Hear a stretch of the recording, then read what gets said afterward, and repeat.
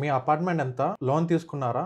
Loan తీసుకోవాలనుకుంటే ఎంత loan తీసుకోవాలి? కొంత డబ్బు ఎంత పెట్టుకోవాలి? నేను 2021లో అపార్ట్మెంట్‌కి అడ్వాన్స్ కట్టాను. మొన్నే హ్యాండ్ ఓవర్ అయింది. 1,30,00,000 అయింది నా అపార్ట్మెంట్ ఖరీదు. ఇంకొక 20,00,000 జీఎస్టీ రిజిస్ట్రేషన్ ఖర్చు అయింది. అంటే టోటల్‌గా 1,00,000 crore. దీనికి అదనంగా ఒక 50,00,000 ఇంటీరియర్ గృహప్రవేశం ఖర్చులైనాయి. అంటే టోటల్‌గా 2,00,00,000 ఖర్చు పెట్టా. ఈ 2,00,00,000లో 95,00,000 నేను లోన్ తీసుకున్నా, హౌసింగ్ లోన్. మిగతా 1,05,00,000 నా ఓన్ మనీ వాడా. అంటే నేను మోర్ దాన్ 50% నా ఓన్ మనీ వాడాను.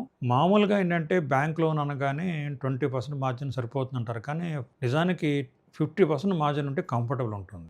బ్యాంకులో 80% ఇస్తున్నప్పుడు మీరు 50% మాత్రం ఎందుకు తీసుకున్నారు?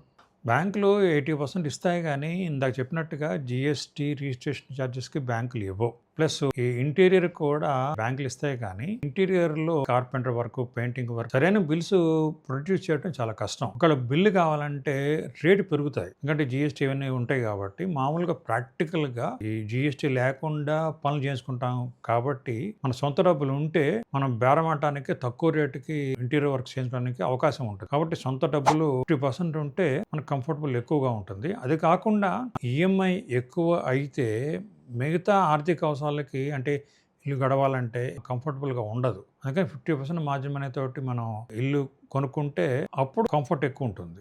పర్సనల్ లోన్ తీసుకుంటే ఇంటీరియర్ బిల్స్ అవసరం లేదు కదా! అలాంటప్పుడు పర్సనల్ లోన్ తీసుకొని వాడుకోవచ్చా? పర్సనల్ లోన్ ఇంకా ప్రమాదం, ఎందుకంటే పర్సనల్ లోన్లో 12% దాకా వడ్డీ పడుతుంది. అదే హౌసింగ్ లోన్ అయితే 8-9% మధ్యలో ఉంటుంది. కాబట్టి ఎప్పుడైనా కూడా బెస్ట్ లోన్ హౌసింగ్ లోన్. 9-12% పెరిగిపోతే మనకు భారం చాలా ఎక్కువ ఉంటుంది. అయితే పర్సనల్ లోన్తో డబ్బులు అడ్జస్ట్ చేసుకుంటే బిల్స్ లేకుండా సరిపోతుంది, కానీ ప్రాక్టికల్గా ఇబ్బంది అవుతుంది.